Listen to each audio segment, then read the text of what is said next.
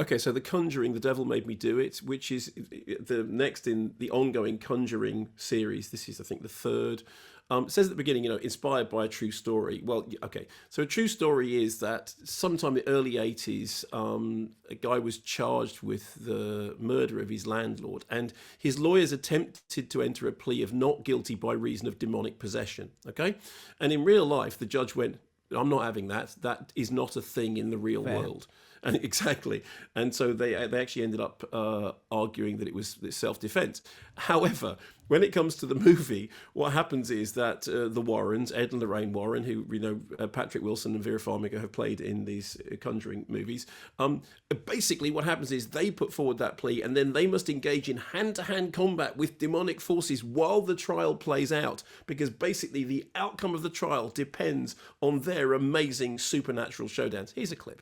He was found covered in the victim's blood. The murder weapon belongs to him, and it's got his fingerprints all over it. Nobody's disputing any of that.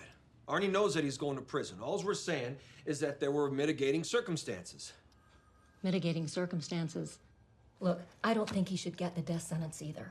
But I am not going before a grand jury and saying he was possessed by demons. It's never been done. Yes, it has. It's been done twice in England. The Michael Taylor case was just a few years ago. Let me rephrase that. It's never been done successfully. Then let us help you. Because Ed and I have proven the existence of the demonic hundreds of times. You've proven it to the church.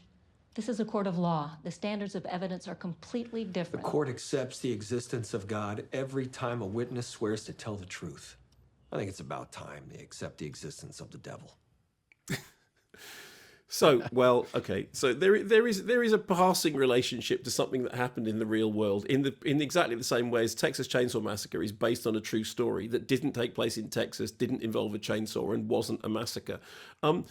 It is a slight mystery to me that the Conjuring movies continue to do the kind of business that they have. I mean, I think the first one earned like 300 million and cost 20 million, and then it's not just the sequels, it's the ever expanding Conjuring universe. The Annabelle, I've just knocked some bottle over, the Annabelle movies, the Nun movie. I think there's something like nearly $2 billion in takings. The Conjuring series was originally called The Warren Files, and it is theoretically based on the files of Ed and Lorraine Warren, who were paranormal investigators who were at one point investigated the Amityville stuff, all of which I have to say is complete hooey. But the movie actually doesn't care anything about that. It's a Conjuring movie, so very early on there is a kind of reproduction of the exorcism from The Exorcist, which includes a shot which actually completely mirrors Father Merrin pulling up in the house outside Prospect Street, getting out and standing under the light, which is kind of, less of a nod and a wink than a kind of quack, quack, oops. And then the rest of it, there's the standard supernatural battles. Things go bang, things fly around. There are underground stuff going on. There's witches and there's demons and there's chasing around, because what's happening in court? Well, they're just plodding through the details of the case.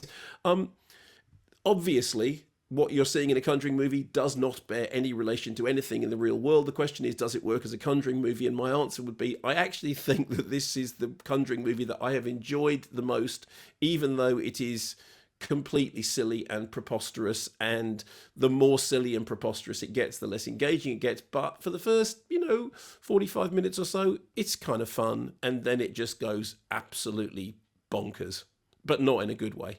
How many times would somebody watching this movie say, well, that wouldn't happen? Well, from about 40 minutes onwards, nothing in it would happen. And actually from about 10 minutes in onwards, nothing in it did happen anyway. But like I said, there is an exorcism sequence at the beginning in which they throw everything in the kitchen sink at the wall. And that's the prelude. And then after that, it just goes, well, quite bang crazy. But it's kind of it's a brainless popcorn movie, and it was kind of okay. It's not good, but it's kind of okay.